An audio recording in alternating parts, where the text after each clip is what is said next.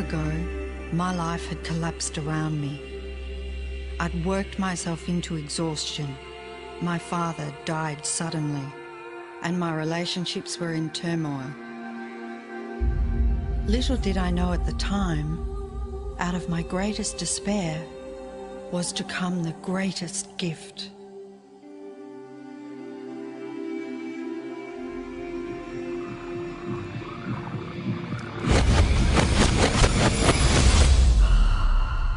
I'd been given a glimpse of a great secret.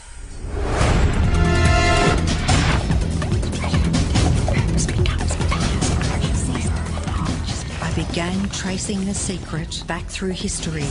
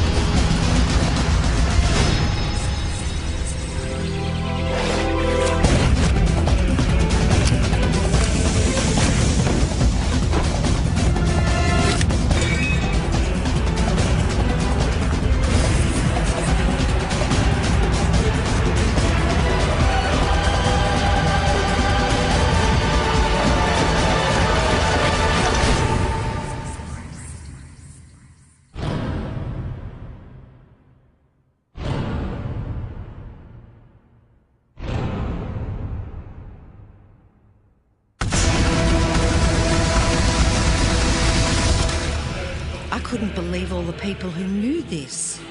They were the greatest people in history.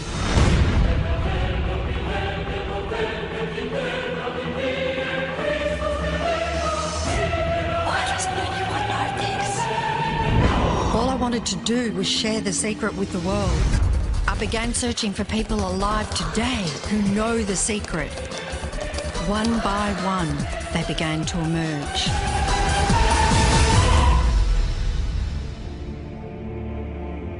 You know, this secret gives you everything you want. Happiness, health, and wealth. You can have, do, or be anything you want. We can have whatever it is that we choose. I don't care how big it is. What kind of a house do you want to live in? Do you want to be a millionaire? What kind of a business do you want to have? Do you want more success? What do you really want? I've seen many miracles take place in people's lives. Financial miracles, miracles of physical healing, mental healing, healing in relationships. All of this happened because of knowing how to apply the secret. This is the great secret of life.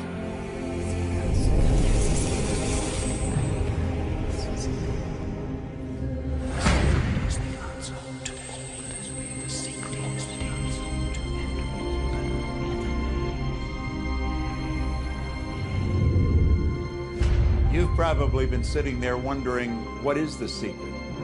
I'll tell you how I have come to understand it. We all work with one infinite power. We all guide ourselves by exactly the same laws. The natural laws of the universe are so precise that we don't even have any difficulty building spaceships. We can send people to the moon, and we can time the landing with the precision of a fraction of a second. I don't care if you're in India, if you're in Australia, New Zealand, Stockholm, or London, or Toronto, or Montreal, or New York. We're all working with one power, one law. It's attraction. The secret is the law of attraction. Everything that's coming into your life, you are attracting into your life. And it's attracted to you by virtue of the images you're holding in your mind. It's what you're thinking. You see, whatever is going on in your mind, you are attracting to you. Now, wise people have always known that. You can go right back to the ancient Babylonians. They've always known this. It's a small, select group of people. Why do you think that 1% of the population earns around 96% of all the money that's being earned? Do you think that's an accident? It's no accident. It's designed that way. They understand something. They understand the secret. And you are being introduced to the secret. The simplest way for me to look at the law of attraction is if I think of myself as a magnet, and I know that a magnet will attract to it. Very basically put, the law of attraction says that like attracts like, but we're really talking at a level of thought. Our job as humans is to hold on to the thoughts of what we want, make it absolute clear in our minds what we want, and from that we start to invoke one of the greatest laws in the universe, and that's the law of attraction. You become what you think about most, but you also attract what you think about most. If you see it in here, you're going to hold it here. And that principle can be summed up in 3 simple words. Thoughts become things. What most people don't understand is a thought has a frequency. Every thought has a frequency. We can measure a thought. And so if you're thinking that thought over and over and over again, or if you're imagining in your mind, okay, having that brand new car, having the money that you need, building that company, finding your soulmate, if you imagine what that looks like, you're emitting that frequency on a consistent basis. Thoughts are sending out that magnetic signal that is drawing the parallel back to you. See yourself living in abundance, and you will attract it. It always works. It works every time with every person. Here's the problem. Most people are thinking about what they don't want, and they're wondering why it shows up over and over and over again. The law of attraction doesn't care whether you perceive something to be good or bad, or whether you don't want it or whether you do want it. It's responding to your thoughts. So if you're sitting there looking at a mountain of debt, feeling terrible about it, that's the signal you're putting out into the universe. Wow, I feel really bad because of all this debt I've got. You're just affirming it to yourself. You feel it on every level of your being. That's what you're going to get more of. The law of attraction is really obedient. When you think of the things that you want and you focus on them with all of your intention, the law of attraction will give you what you want every time. When you focus on the things that you don't want, I don't want to be late, I don't want to be late, you really are calling that into existence. The law of attraction doesn't hear that you don't want it, and so it's going to show up over and over and over again. The law of attraction is not biased to wants or don't wants. It manifests the things that you're thinking of. The law of attraction is always working. Whether you believe it or understand it or not, it's always working. It's working as much as you're thinking. Anytime your thoughts are flowing, the law of attraction is operational. When you're thinking about the past, present, or the future, the law of attraction is working. It's an ongoing process. You don't press pause, you don't press stop. It is forever in action, as your thoughts are.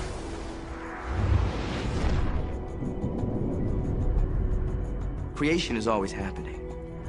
Every time an individual has a thought or a prolonged, chronic way of thinking, they're in the creation process. Something is going to manifest out of those thoughts. Law of attraction says, we'll give you whatever it is you say and focus on. And so if you're complaining about how bad it is, what you're creating is more of how bad it is.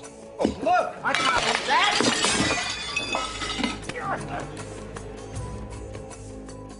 I had a student named Robert.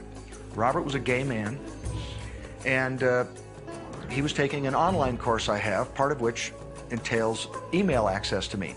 And he outlined all of the grim realities of his life. In his job, all the people ganged up on him. And it was constantly stressful because of how nasty they were with him. When he walked down the street, he said every block he was accosted by homophobic people who wanted to abuse him in some way. He was wanting to become a stand-up comedian. And when he went out and did a stand-up comedy job, everybody heckled him about being gay. And his whole life was one of a lot of unhappiness and misery, and it all focused around this idea of being attacked because he was gay.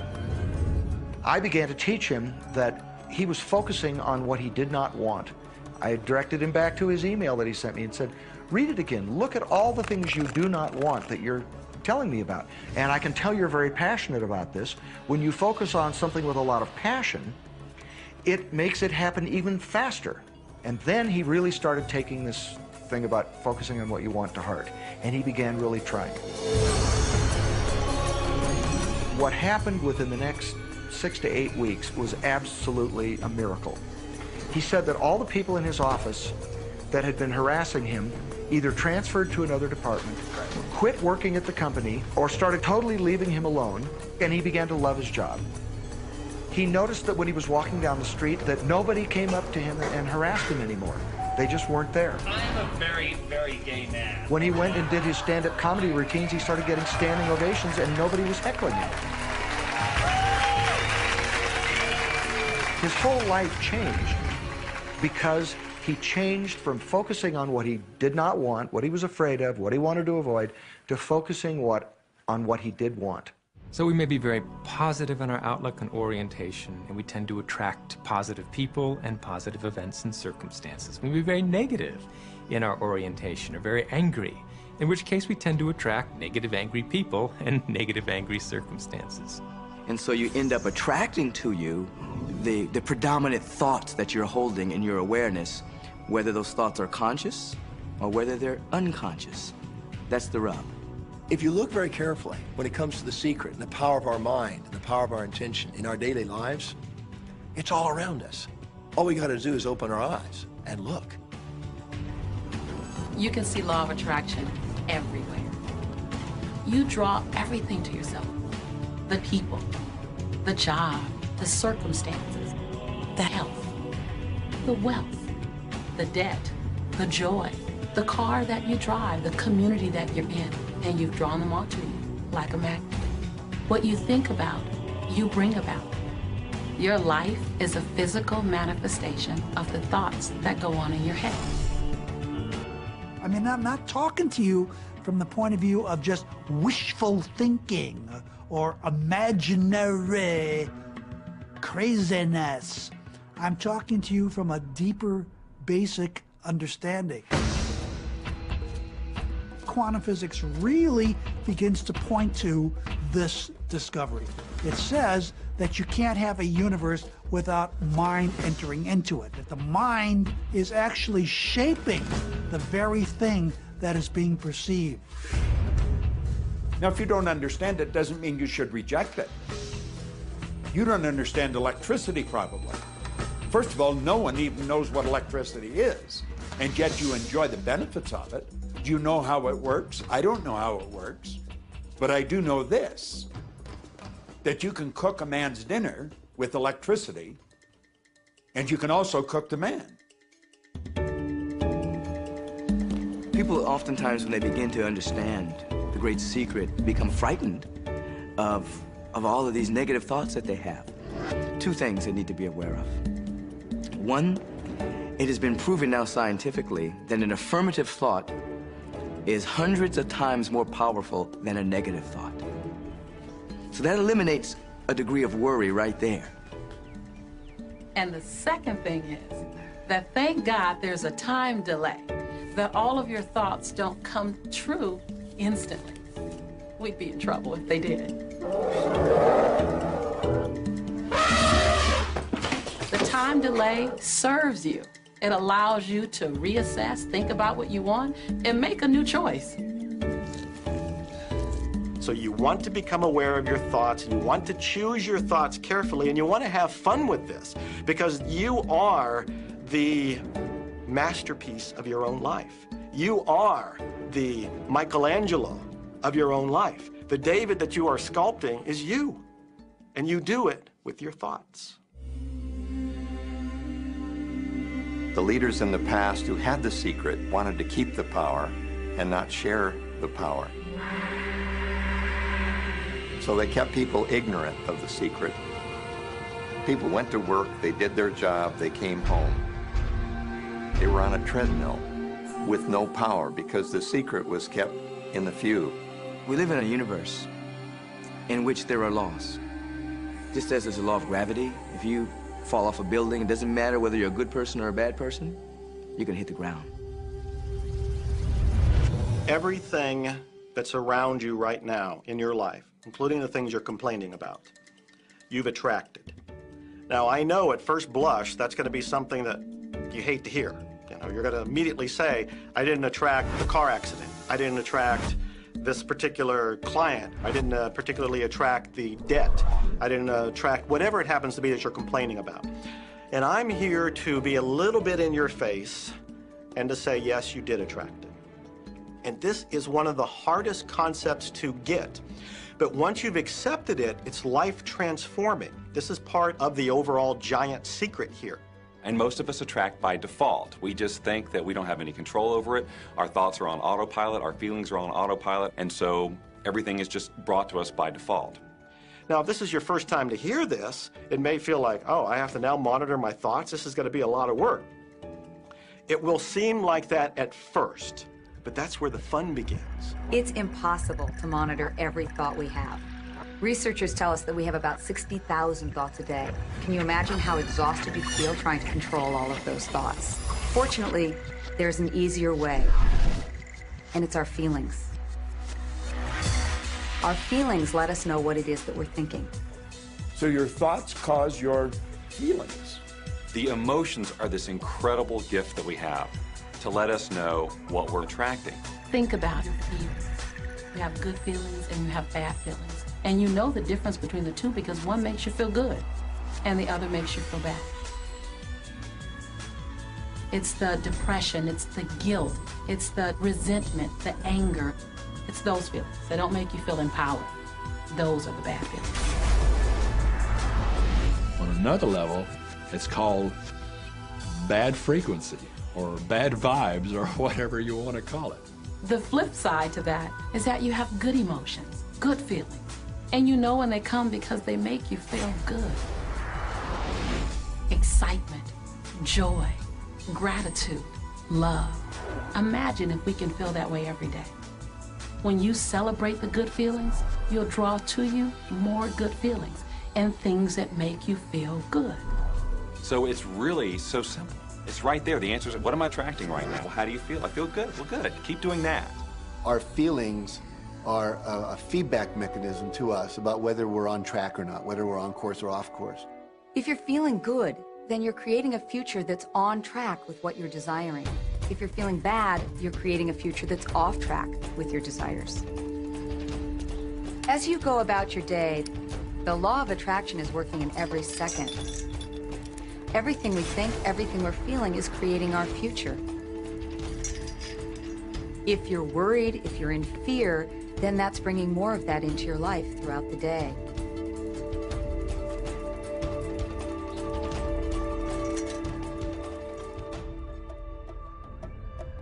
Whatever you're thinking and feeling today is creating your future. And you're getting exactly what you're feeling about, not so much what you're thinking about. That's why people, if they stub their toe out of bed, they tend to spiral. The inquiry into police corruption. The whole day goes like that, you know. They have no clue that a simple shifting of their emotions can change their entire day and life. If you start out having a good day and you're in that particular happy feeling, as long as you don't allow something to change your mood, you're going to continue to attract, by the law of attraction, more situations, circumstances, people that sustain that happy feeling.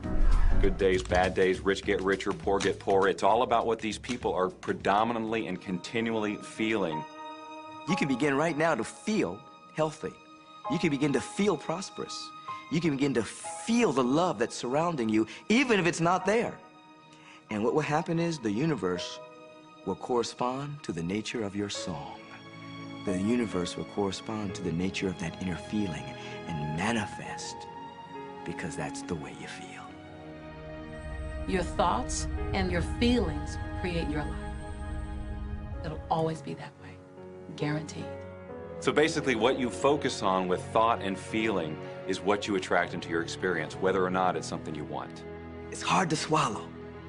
But when we can begin to open ourselves up to that, the ramifications are awesome. It means that whatever thought has done in your life, it can be undone through a shift in your awareness.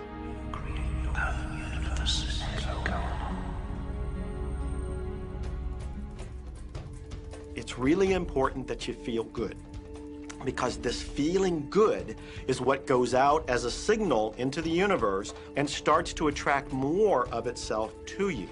So the more you can feel good, the more you will attract the things that help you feel good and are to keep bringing you up higher and higher.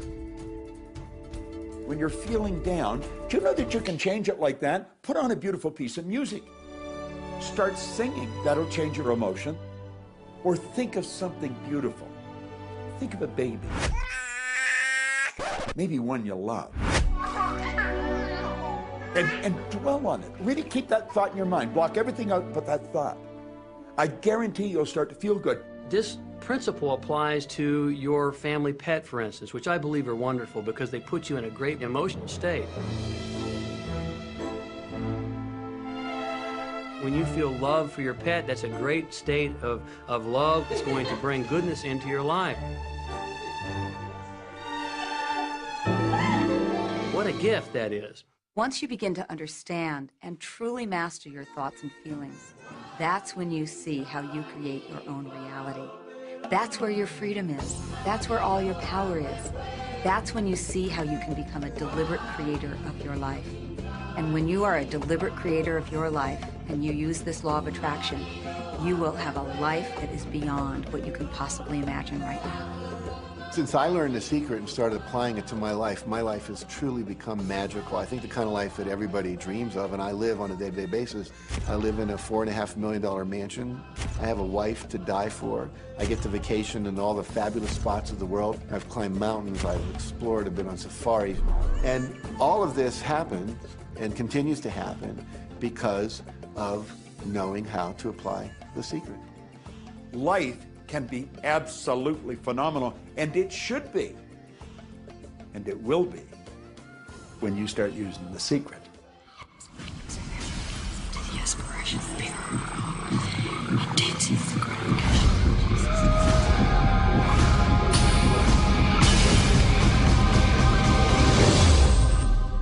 Well, a lot of people ask me what their job is in the creative process and what the job of the universe is. So let's look at that for a moment. Let's use this metaphor. If you think about Aladdin and his lamp, you've probably heard of that one. I mean, Aladdin picks up the lamp and he dusts it off, and out pops the genie.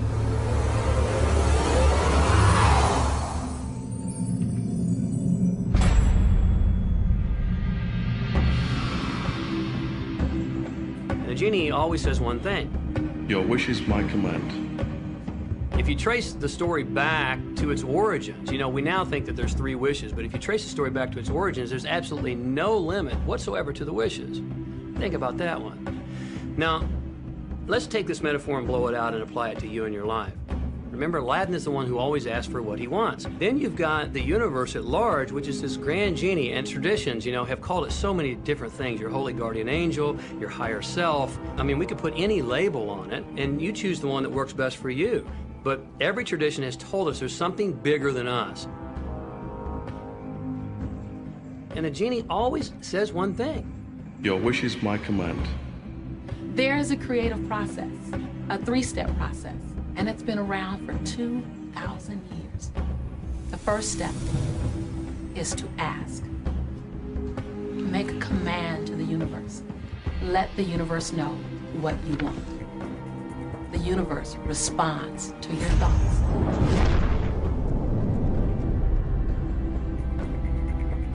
What do you really want?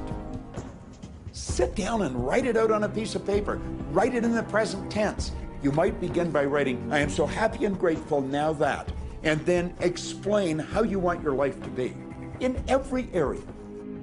And this is really fun. This is like having the universe as your catalog, and you flip through it and you go, well, I'd like to have this experience, and I'd like to have that product, and I'd like to have a person like that. It is you just placing your order with the universe. It's really that easy. Step 2 is believe. Believe that it's already yours. Have what I love to call unwavering faith, believing in the unseen. Your wish is my command. And the universe will start to rearrange itself to make it happen for you. Most of us have never allowed ourselves to want what we truly want because we can't see how it's going to manifest. If you do just a little research, it is going to become evident to you that anyone that ever accomplished anything did not know how they were going to do it. They only knew they were going to do it. You don't need to know how it's going to come about. You don't need to know how the universe will rearrange itself. You don't know how. It'll be shown to you. You will attract the way.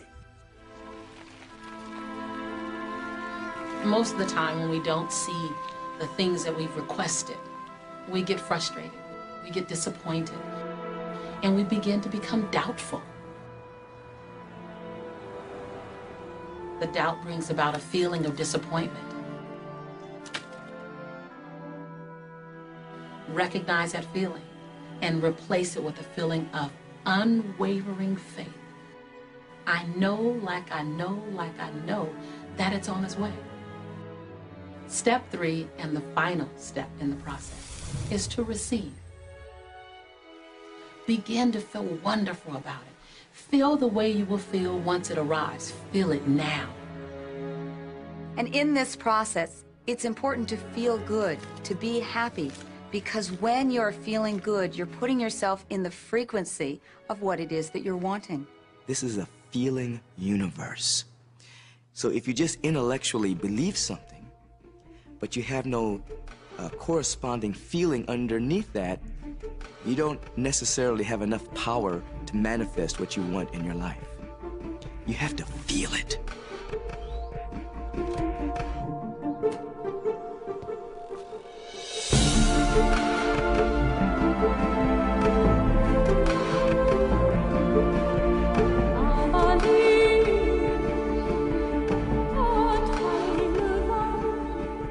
And when you turn that fantasy into a fact, you're in the position to build bigger and better fantasies.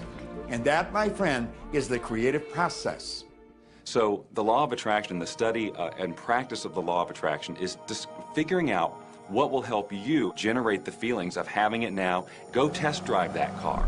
Go shop for that home. Get in the house. Do whatever you have to do to generate the feelings of having it now and remember them. Whatever you can do to do that will help you to literally attract it. It could be you wake up and it's just there, it's manifest. Or you might get some inspired idea of some action to take. You certainly shouldn't be going, well, I could do it this way, but man, I would hate that, because you're not on the right track if that's the case. Action will sometimes be required, but if you're really doing it in line with what the universe is trying to deliver, it's going to feel joyous, you're going to feel so alive, time will just stop, you could do it all day. The universe likes speed. Don't delay, don't second guess, don't doubt. When the opportunity's there, when the impulse is there, when the intuitive nudge from within is there, act. That's your job. And that's all you have to do. You will attract everything that you require. If it's money you need, you'll attract it. If it's people you need, you'll attract it. If it's a certain book you need, you'll attract it. You've got to pay attention to what you're attracted to. Because as you hold images of what you want, you're going to be attracted to things and they're going to be attracted to you. But it literally moves into physical reality with and through you. And it does that by law. You can start with nothing. And out of nothing, and out of no way, a way will be made. Think of this. A car driving through the night, the headlights only go 100 to 200 feet forward. And you can make it all the way from California to New York driving through the dark because all you have to see is the next 200 feet. And that's how life tends to unfold before us. And if we just trust that the next 200 feet will unfold after that, the next 200 feet will unfold after that, your life will keep unfolding, and it will eventually get you to the destination of whatever it is you truly want because you want it.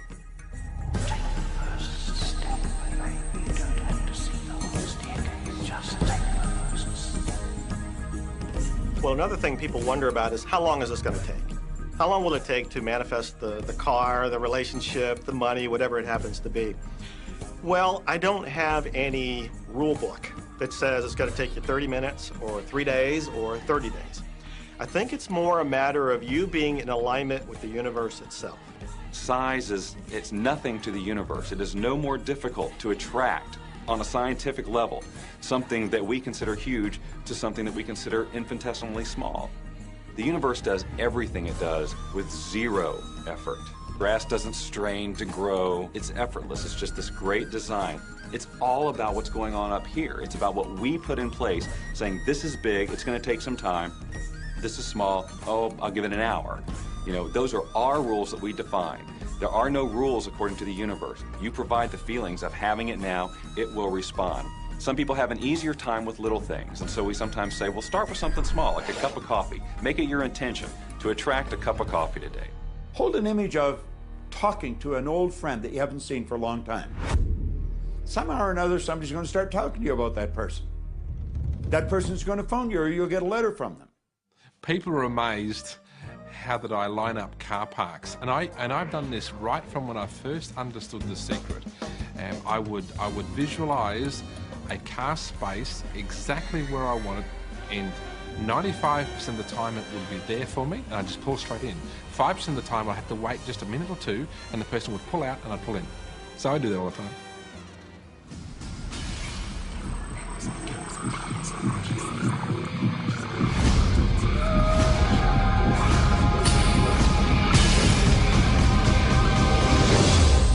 A lot of people feel stuck or in prison or confined by their current circumstances. And I'm trying to point out that whatever your circumstances right now, that is only your current reality. And current reality will begin to change as a result of watching this and beginning to use The Secret. When you want to change your circumstances, you must first change your thinking. Every time you look inside your mail expecting to see a bill, guess what? It'll be there. Each day you go out dreading the bill. You're never expecting anything great. You're thinking about debt. You're expecting debt. So debt must show up so you won't think you're crazy. And every day you confirm your thought. Is debt gonna be there? Yes, debt's there. Is debt gonna be there? Yes, debt's there. Why? Because you expected debt to be there. So it showed up because the law of attraction is always being obedient to your thoughts. Do yourself a favor. Expect a check. Most people look at their current state of affairs and they say, this is who I am. That's not who you are. That's who you were. You see, if you look at your current state of affairs right now, let's say, for instance, that you don't have a lot of money in your bank account, or you don't have the relationship that you want, or your health and fitness isn't up to par. That's not who you are. That's the residual outcome of your past thoughts and actions.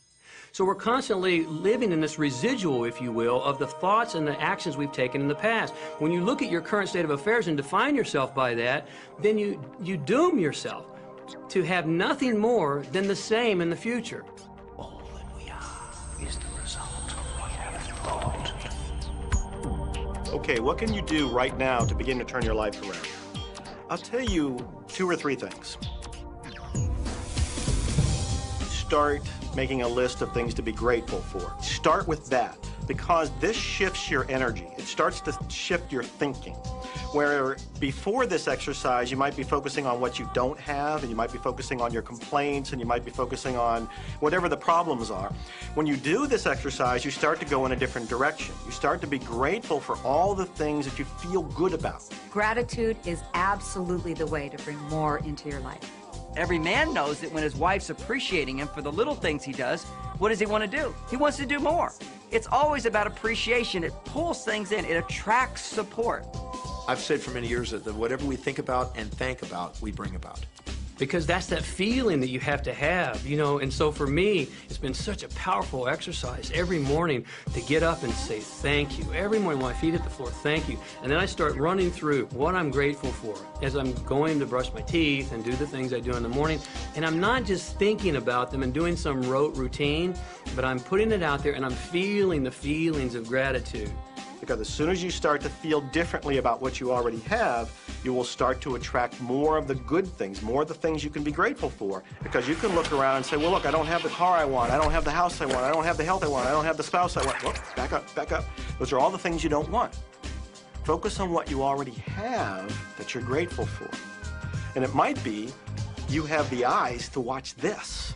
It might be the clothes that you have. Yes, you might prefer something else, and you might get something else pretty soon if you start feeling grateful for what you have. I think everybody goes through times when they say, oh man, things aren't working right, or things are going bad, and there were some things going on in my family, and I found a rock. I was just sitting here holding this rock. You might see me carrying around. I found a rock. I stuck it in my pocket, and I said, you know what? Every time I touch this rock, I'm going to think of something that I'm grateful for. And so every morning when I get up in the morning, I pick it up off the dresser, I put it in my pocket, and I go through the things that I'm grateful for. At night, what do? You empty your pocket, and there it is again. And I've had some different experiences with that. I've had some amazing experiences. I had a guy from South Africa, another time, he saw me drop it. He said, what is that? Well, what's that? I explained it to him, so he started calling it a gratitude rock. Gratitude rock. 2 weeks later, I got an email from him, from South Africa. And he said, my son is dying from a rare disease. It's a type of hepatitis. He said, would you send me 3 gratitude rocks? Now, they're just rocks I found off the street, you know? So I said, sure. I had to make sure that the rocks were very special. And so I went out to the stream, looked, picked out the right rocks, and sent them off to him. 4 or 5 months later, I get an email from him. He said, my son's better. He's doing terrific. And he said, but you need to know something. He says, we've sold over 1,000 rocks at $10 a piece as gratitude rocks, and we've raised all this money for charity. Thank you very much. And so it's very important to be in an attitude of gratitude, as I call it. Another thing that I would suggest that you do right now to turn your life around, and this is so huge that I can't find the words to describe just how powerful this can be for you.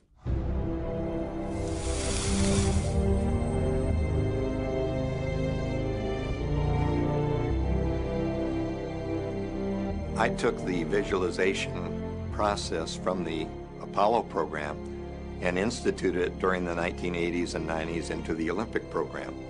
And it was called Visual Motor Rehearsal. When you visualize, then you materialize. And the interesting thing about the mind is we took Olympic athletes and then hooked them up to sophisticated biofeedback equipment and had them run their event only in their mind. Incredibly, the same muscles fired in the same sequence when they were running the race in their mind as when they were running it on the track. How could this be? Because the mind can't distinguish whether you're really doing it or whether it's just a practice. I think if you've been there in the mind, you'll go there in the body. When you're visualizing, when you've got that picture playing out in your mind, always and only dwell upon the end result.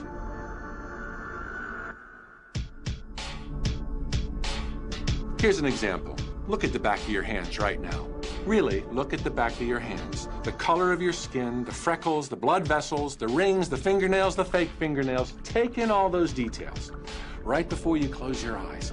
And then see those hands, your fingers, wrapping around the steering wheel of your brand new car.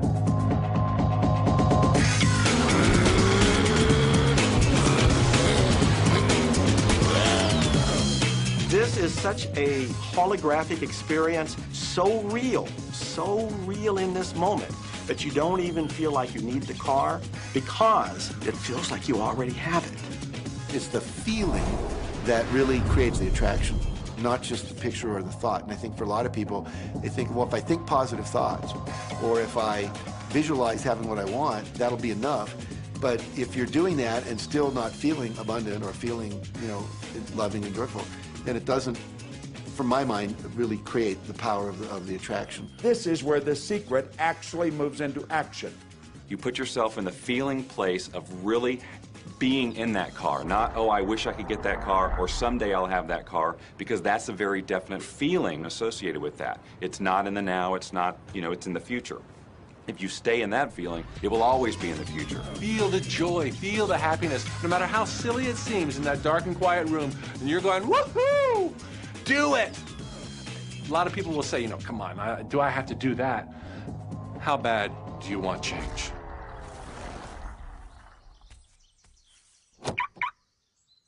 Now that feeling and that inner seeing will begin to be an open doorway through which the power of the universe will begin to express.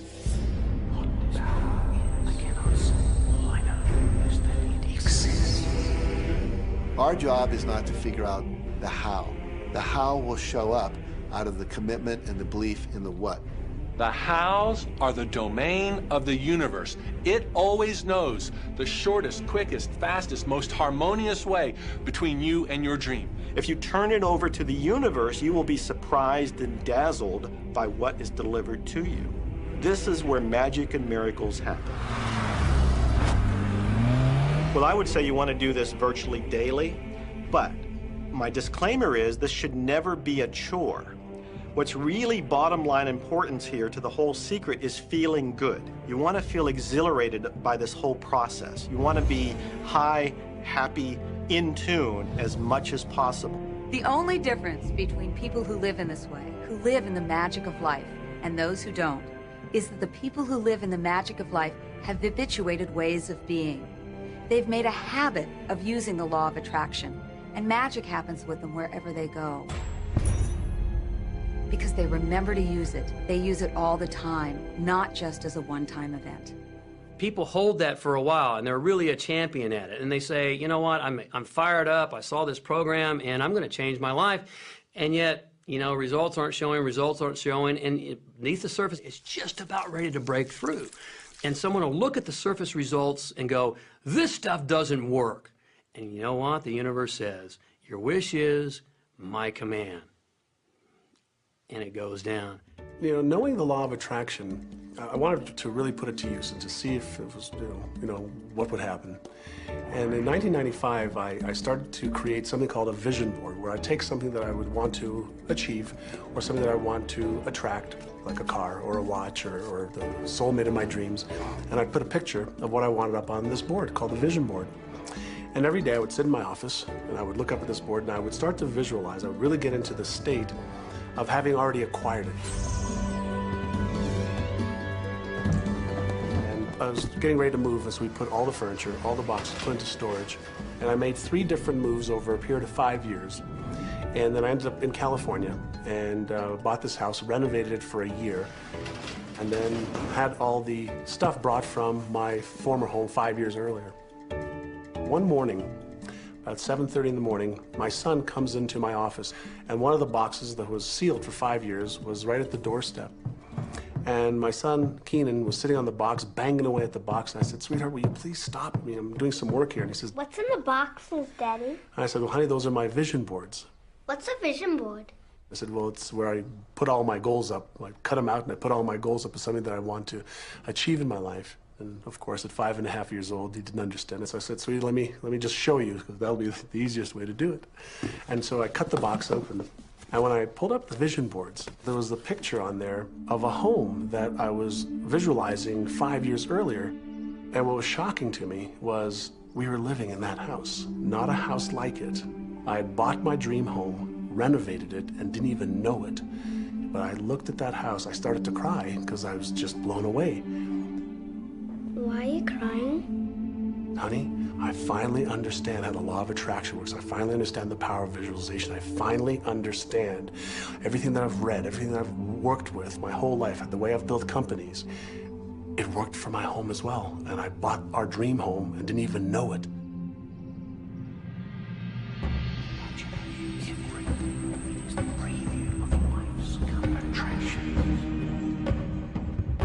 decide what you want, believe you can have it, believe you deserve it, and believe it's possible for you. And then close your eyes every day for several minutes and visualize having what you already want and feeling the feelings of already having it. Come out of that and focus on what you're grateful for already. And really enjoy it, okay? And then go into your day and release it to the universe and trust that the universe will figure out how to manifest it.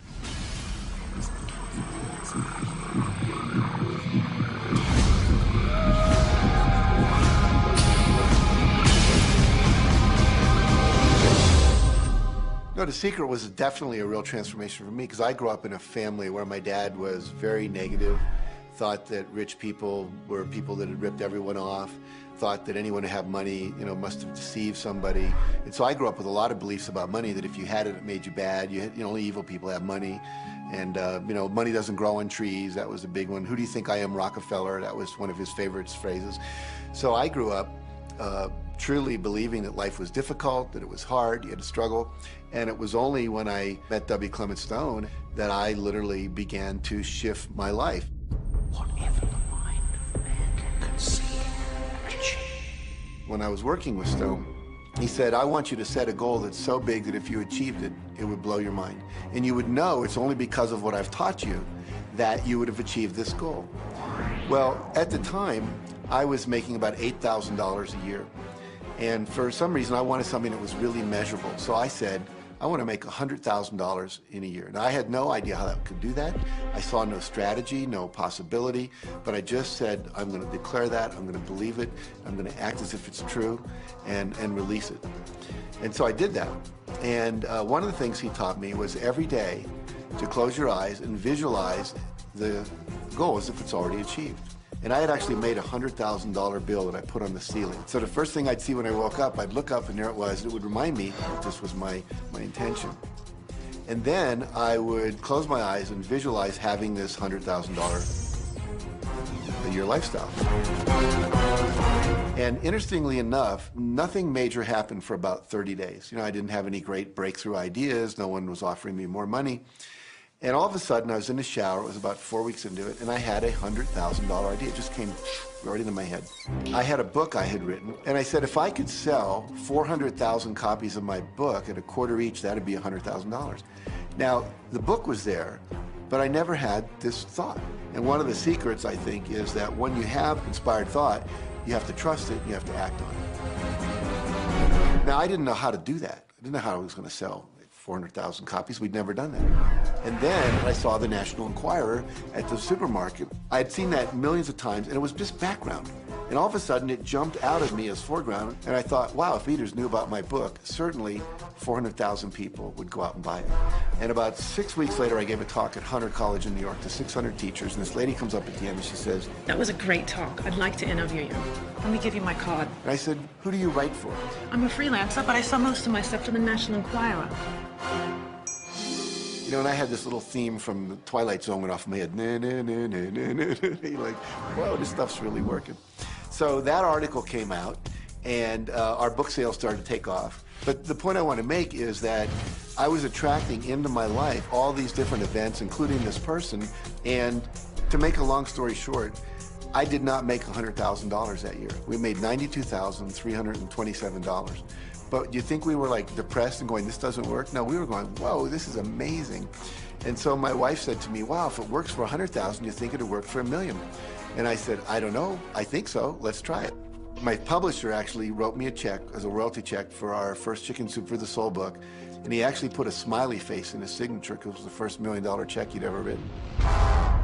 And so I know from my own experience, because I wanted to test it, does this secret really work? And we put it to the test. It absolutely worked.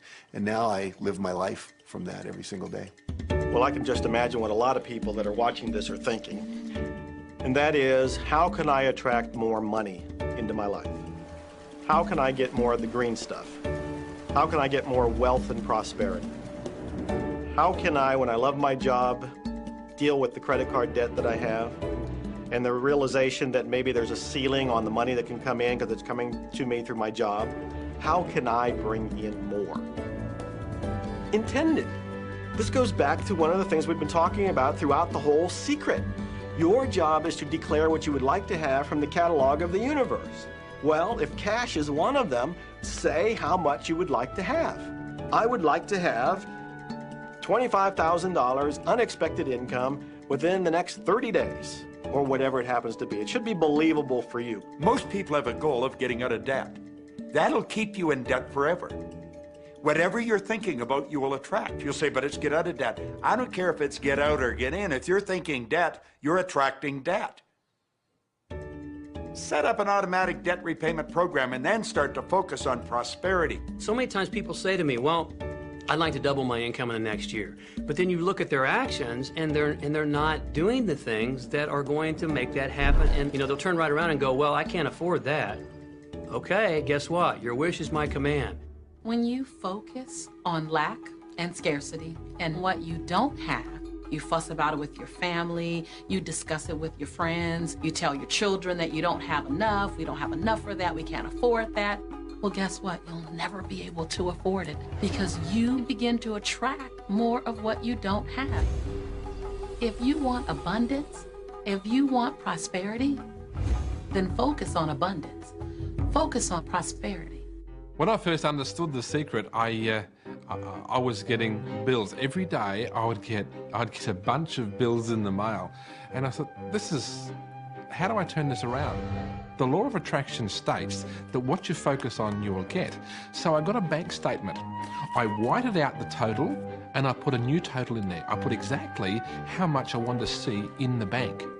So I thought, what if I just visualize checks coming in the mail? So I just visualize a bunch of checks coming in the mail.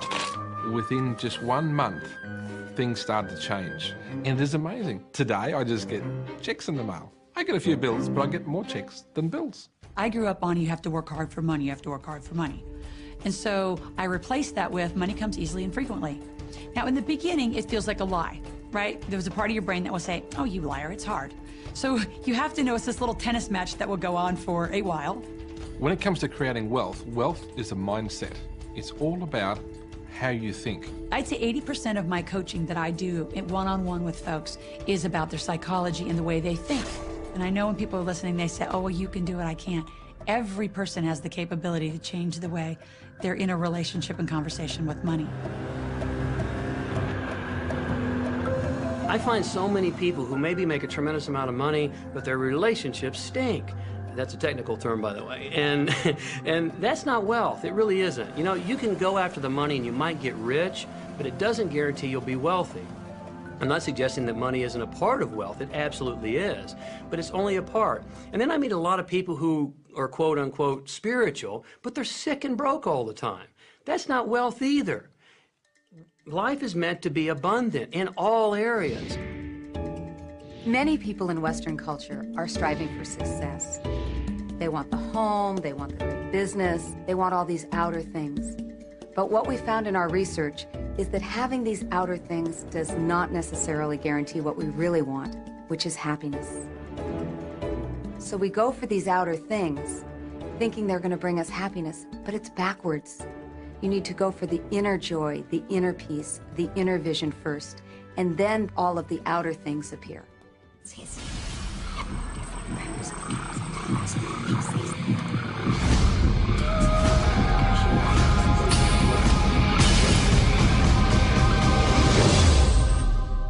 The secret means for me actually that we are creators of our universe, and that every wish of what we want to create will manifest in our life. Therefore, it's very important what you wish, what your thoughts are, what your feelings are, because it will manifest. Now, one day I went into somebody's home, and he was an art director of a very famous film producer. And in every corner, he had this beautiful image of a woman, a naked woman dressed with a fabric, kind of doing this, kind of saying, oh, I don't look at you, I don't see you, And I said, I think you have trouble in your romance. Are you a clairvoyant or something? No, but look, 7 places you have exactly that woman. But I love that kind of painting. I painted it myself. That's even worse, I said, because you put all your creation and your creativity in it. So he's this gorgeous looking man. He has all these actresses around him because that's the work he does. He doesn't get romance. I said, what do you want? Well, I want to date 3 women a week. Okay, paint yourself with 3 women and hang it in every corner.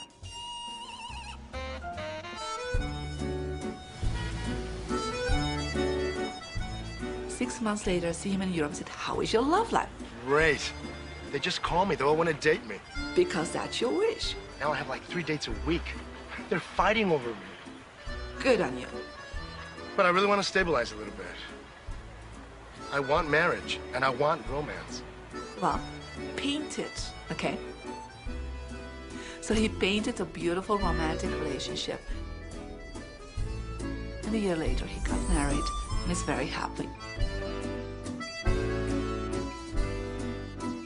Because he put another wish out. But he wished it in himself for years, but it did not happen.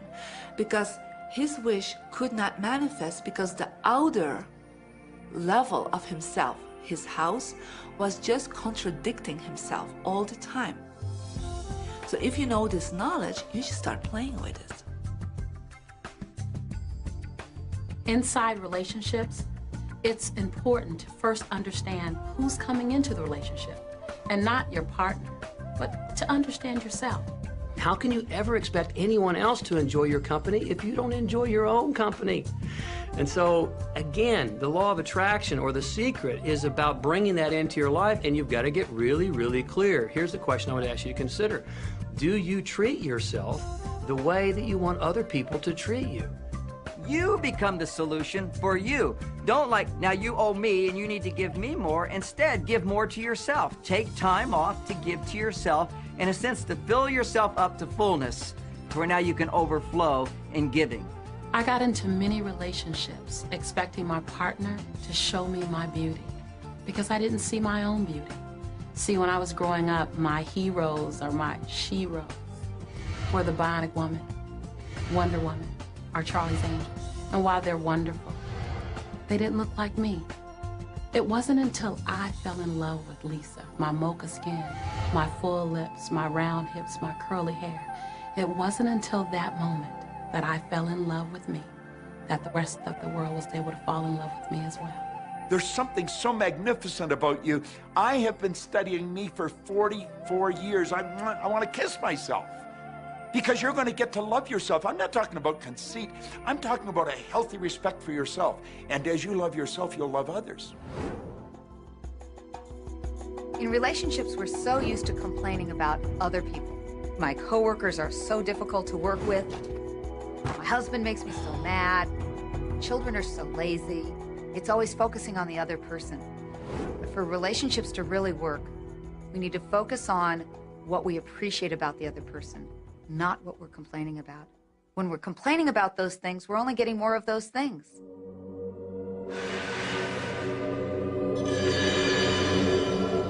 Even if you're having a really hard time in a relationship, things aren't working, you're not getting along, someone's in your face, you still can turn that relationship around. Take a piece of paper and for the next 30 days, once a day, sit down and write all the things that you appreciate about that person.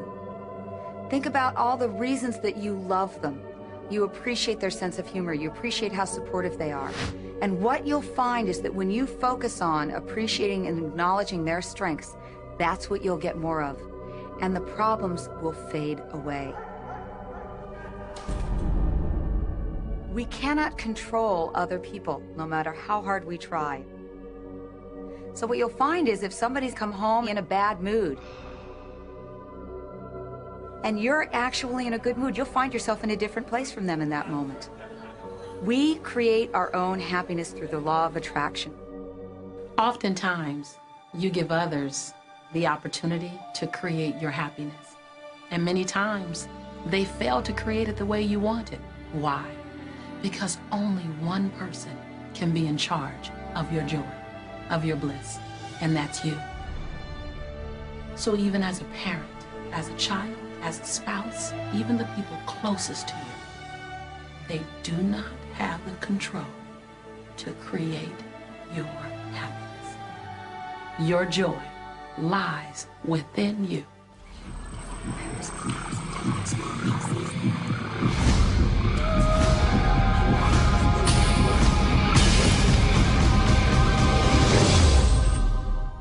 It's important to recognize that our body is really the product of our thoughts. We're beginning to understand in medical science the degree to which the nature of thoughts and emotions actually determines the physical substance and structure and function of our bodies. We've known in the healing arts of a placebo effect. A placebo is something that supposedly has no impact and no effect on the body, like a sugar pill or something. You tell the patient that this is just as effective. And what happens is the placebo has the same effect, if not greater effect, than sometimes the medication is supposed to be designed for that effect. So they found out that the human mind is the biggest factor in the healing arts, more so than sometimes the medication. If somebody is in a situation where they're sick and they have an alternative to try to explore what is in their mind creating it versus using medicine, if it's an acute situation that could really bring death to them, then obviously the medicine is a wise thing to do while they explore what the mind is about. So you don't want to negate medicine. Every form of healing has a place. The universe is a masterpiece of abundance, good health, and well-being. When you open yourself up to feel the abundance of the universe, you'll experience the wonder, the joy, the bliss. You'll experience all the great things that the universe has for you.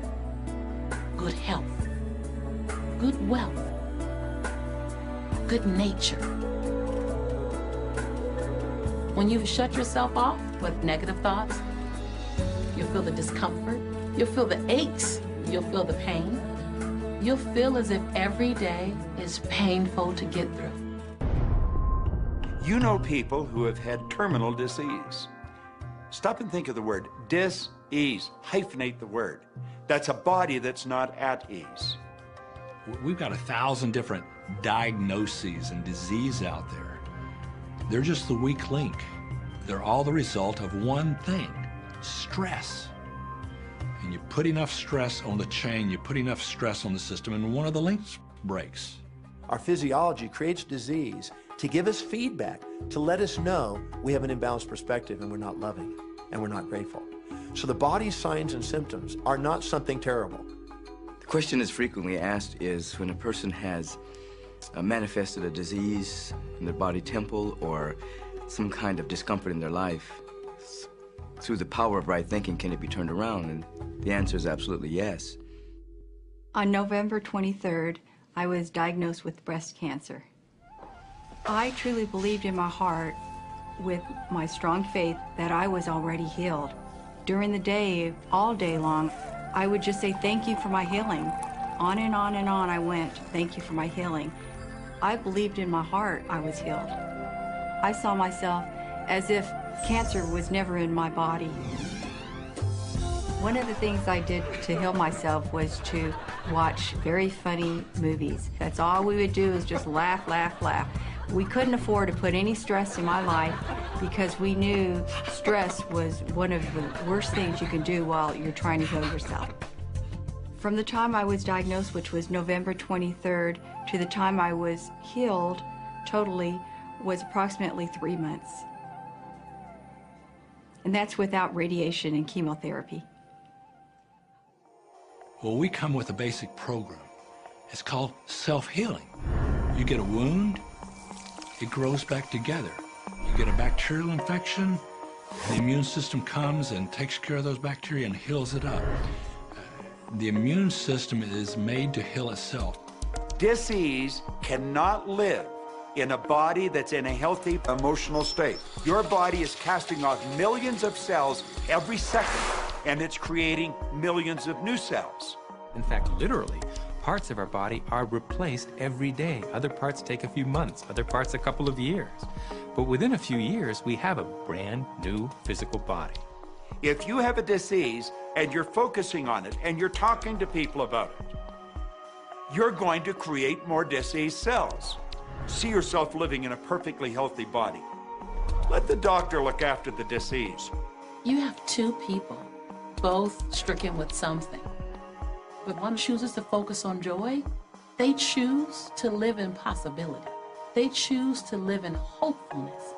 They focus on all the reasons why they should be joyful and grateful. Then you have the second person. Same diagnosis, but they choose to focus on the dis-ease. They focus on the pain. They focus on the woe is me.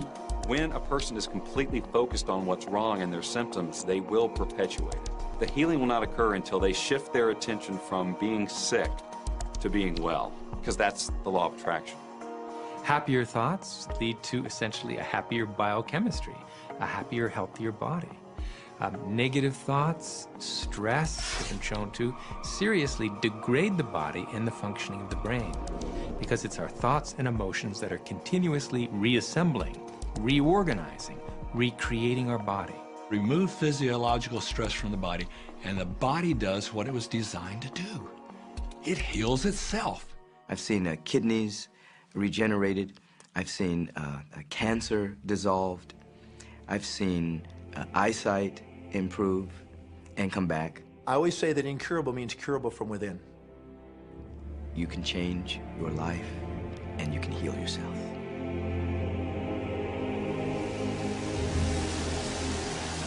Well, my story begins on March 10, 1981. It really changed my whole life. It was a day I'll never forget. I crashed an airplane.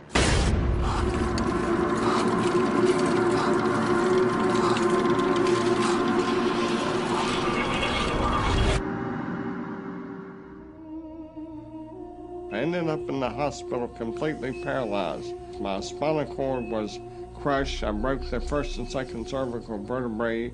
My swallowing reflex was destroyed. I couldn't eat or drink. My diaphragm was destroyed. I couldn't breathe. All I could do was blink my eyes. The doctor, of course, said all my life I'd be a vegetable. All I'd do is blink my eyes the rest of my life. That's the picture they saw of me, but it didn't matter what they thought. The main thing was what I thought.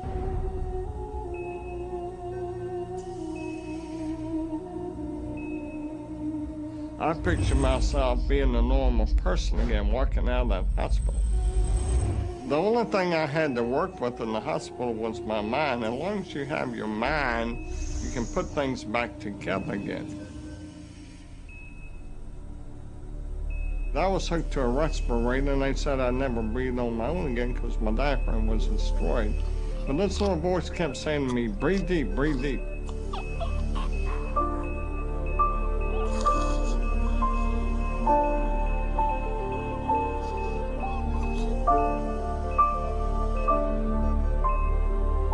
Finally, I was weaned from it. They were at a loss for an explanation. See, I could not afford to allow anything to come in my mind that would distract me from my goal and from my vision.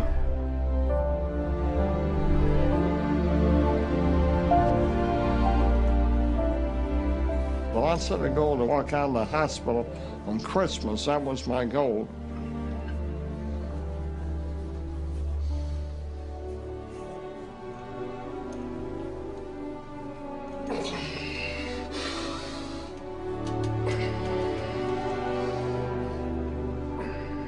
Months later, I walked out of the hospital on my own 2 feet. They said it couldn't be done. That's a day I will never forget. For people that are sitting out there right now watching this program that are hurting, if I wanted to sum up my life and sum up for people what they can do in life, I would sum it up this way in 6 words. Man becomes what he thinks about.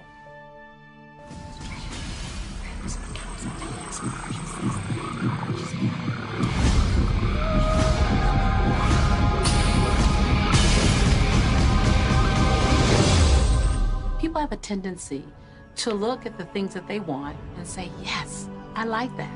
I want that. However, they look at the things that they don't want and they give just as much energy, if not more energy, with the idea that they can stamp it out. They can eliminate it, obliterate it. In our society, we've become content with fighting against cancer, fighting against poverty, fighting against drugs, fighting against terrorism, fighting against violence. We tend to fight everything we don't want. Anything we focus on, we do create. So if we're really angry, for instance, at a war that's going on, or strife, or suffering, we're adding our energy to it. We're pushing ourselves, and all that only creates resistance. The reason that what you resist persists is because if you're resisting something, you're saying, no, I don't want this thing because it makes me feel this way, the way I'm feeling right now. So you're just putting out this really strong emotion of, wow, I really don't like this feeling, and it's there, and it just comes racing towards you. You know, the anti-war movement creates more war. The anti-drug movement has actually created more drugs because we're focusing on what we don't want, drugs. How much sense does it make for us to give the problem all of the energy, as opposed to focusing on trust, love, living in abundance, education, peace? Mother Teresa was brilliant. She said, I will never attend an anti-war rally. If you have a peace rally, invite me. You know, she knew. She understood the secret. I mean, look what she manifested in the world. So if you're anti-war, be pro-peace. If you're anti-hunger, be pro-people having more than enough to eat. If you're anti a particular politician, be pro his opponent. Often elections are tipped in the favor of the person that people are really against because he's getting all the energy and all the focus. You want to focus on what you want, not what you don't want. It's okay to notice what you don't want because that gives you contrast to say, well, this is what I do want. But the fact is that the more you talk about what you don't want or talk about how bad it is, read about all of that all the time, and then say, oh, how terrible it is, well, you're creating more of that. You know, so many times people say to me, well, James, I have to be informed. Maybe you have to be informed, but you don't have to be inundated. I always say when the voice and the vision on the inside become more profound and more clear and loud than the opinions on the outside, you've mastered your life.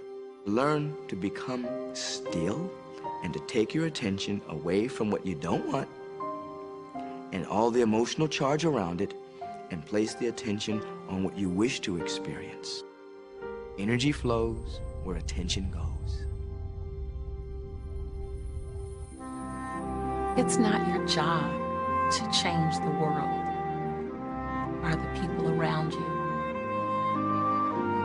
It's your job to go with the flow inside of the universe and to celebrate it inside the world that exists.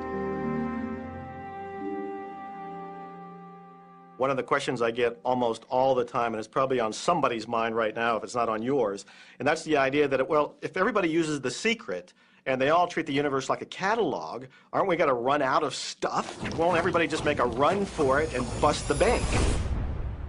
What's beautiful about the teaching of the Great Secret is that there's more than enough to go around for everyone. There is a lie that acts like a virus within the mind of humanity.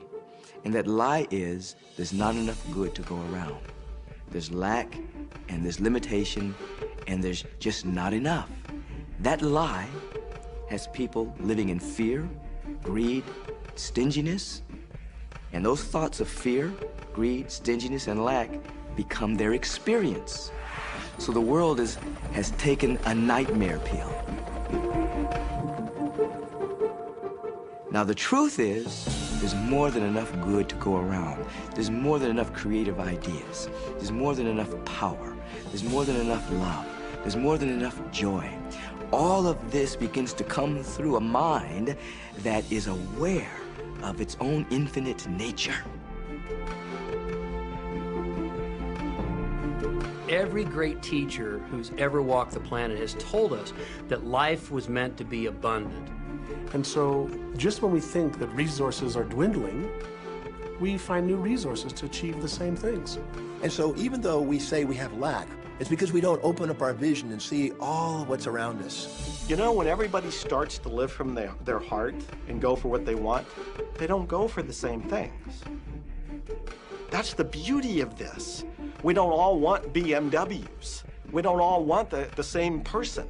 We don't all want the same experiences. We don't all want the same clothing. We don't all want fill in the blank. There's enough for everyone. If you believe it, if you can see it, if you act from it, it will show up for you. That's the truth. Everything that you want all the bliss, all the joy, all the love, all of the abundance, all of the prosperity. It's there, ready and waiting for you to grab a hold of it. Now, you got to get hungry for it. You have to want it.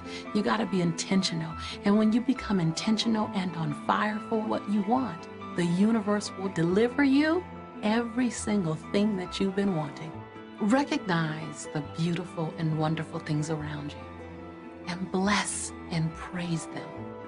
And on the other side, the things that aren't currently working the way you want them to work, don't spend your energy faulting or complaining. Embrace everything that you want so you can get more of it.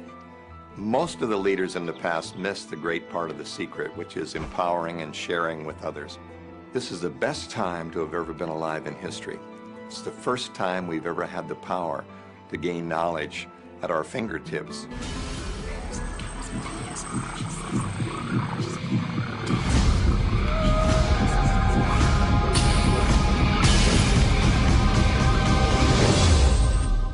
When we look around us, even at our own bodies, what we see is the tip of the iceberg. Think of this for a moment. Take your hand and look at it. Now, your hand looks solid, but it's really not.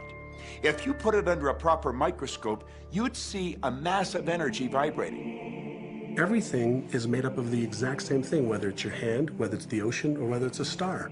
Everything is energy.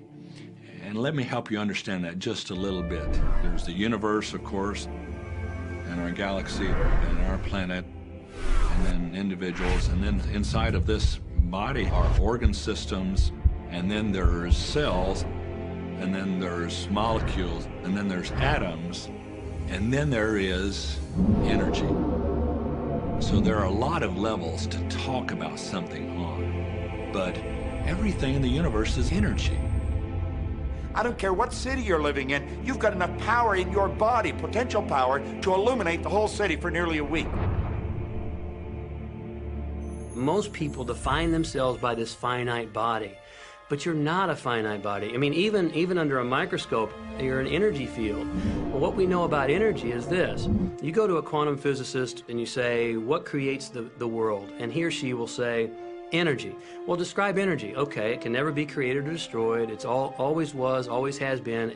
Everything that ever existed always exists. It's moving into form, through form, and out of form. Okay, great. You go to a theologian and you ask the question, what created the universe? And he or she will say, God. Okay, describe God. Always was and always has been, never can be created or destroyed, all that ever was, always will be, always moving into form, through form, and out of form. You see, it's the same description, just different terminology. And so if you think you're this meat suit running around, think again. You're a spiritual being. You're an energy field operating in a larger energy field. We're all connected. We just don't see it.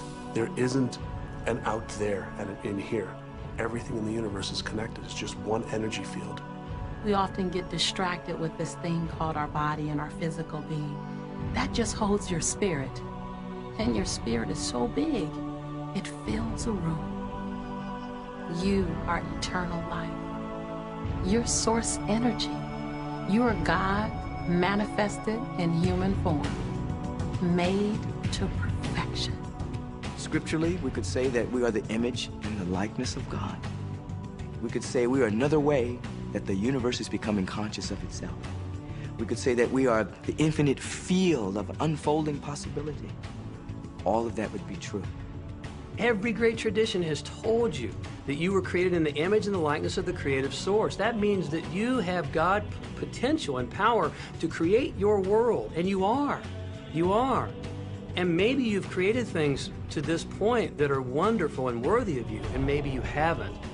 The question I'd ask you to consider is, do the results you have in your life, are they what you really want? And are they worthy of you? If they're not worthy of you, then when would now be the right time to change those? Because you have the power to do that.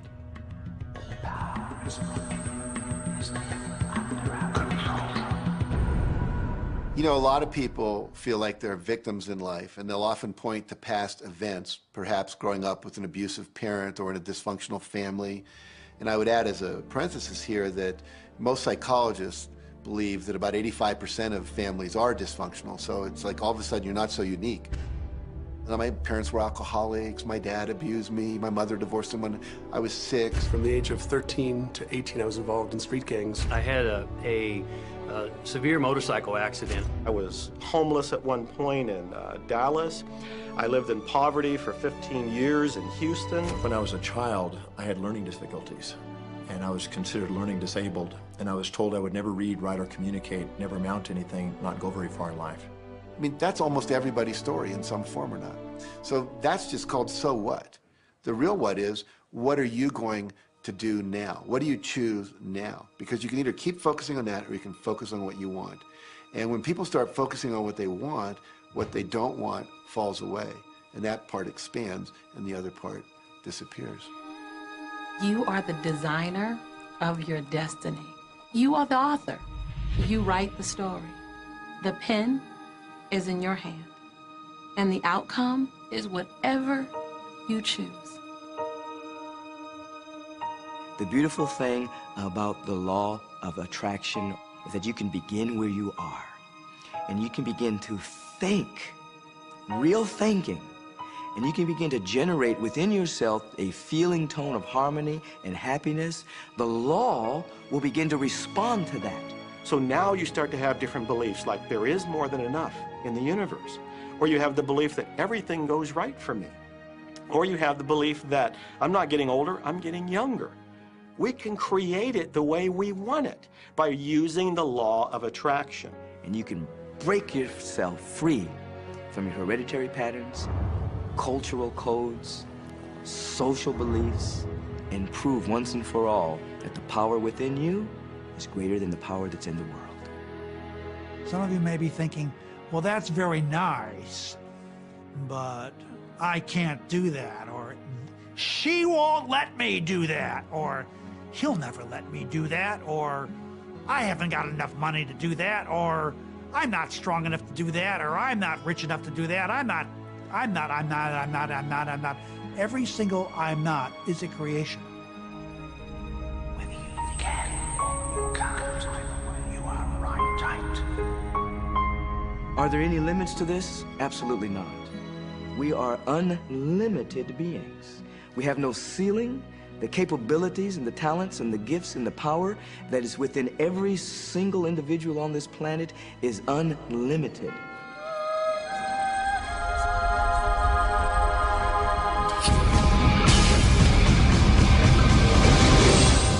There is no blackboard in the sky on which God has written your purpose, your mission in life. There's no blackboard in the sky that says Neil Donald Walsh, a handsome guy who lived in the first part of the 21st century, who, colon, then there's a blank, you know, and all I have to do to really understand what I'm doing here, why I'm here, is to find that blackboard and find out what God really has in mind for me. But the blackboard doesn't exist. So your purpose is what you say it is. Your mission is the mission you give yourself. Your life will be what you create it as, and no one will stand in judgment of it now or ever. It took a lot of years for me to get this, because I grew up very much with this idea that, you know, there was something I was supposed to do, and if I wasn't doing it, I was like, God wouldn't be happy with me, you know? When I really got that my primary aim was to feel and experience joy, then I began to do only those things which brought me joy. We have a saying, you know, if it ain't fun, don't do it, you know? Joy, love, freedom, happiness, laughter. That's what it is.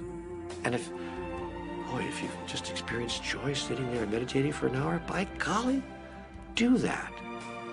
If you experience joy eating a salami sandwich, then do that. When I pet my cat, I'm in a state of joy. When I walk in nature, I'm in a state of joy. So I want to constantly put myself in that state. And when I do that, then all I have to do is have the intention of what I want, and what I want manifest. So inner happiness actually is the fuel of success. Anything that makes you feel good is always going to be drawing in more. You are listening to this right now. It's you that drew this into your life. It's your choice whether you want to take it and utilize it, If it feels good, if it doesn't feel good, then you know, let it go. Find something that feels good, that resonates with your heart.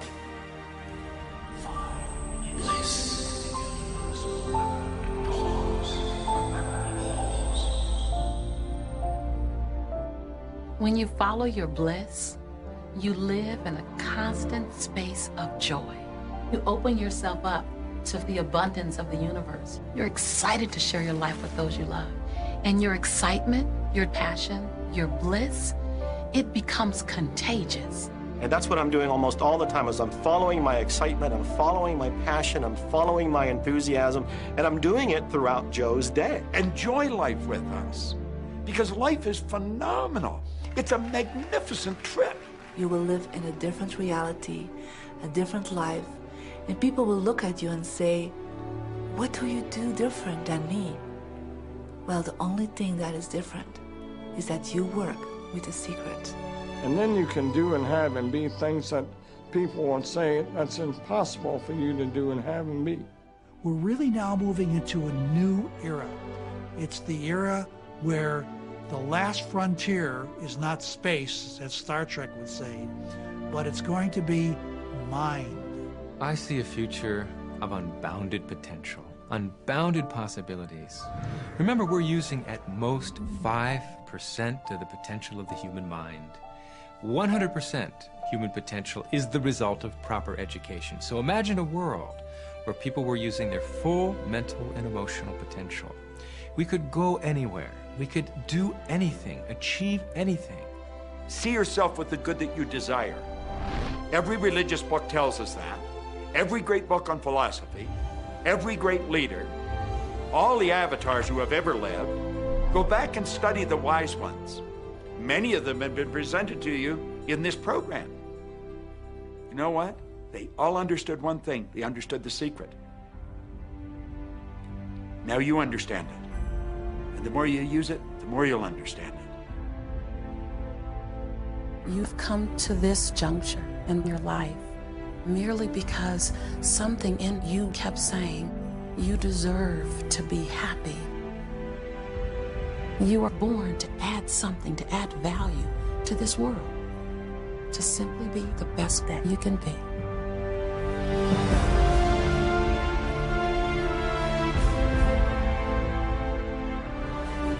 Every single thing you've been through, every single moment that you've come through, were to all prepare you for this moment right now.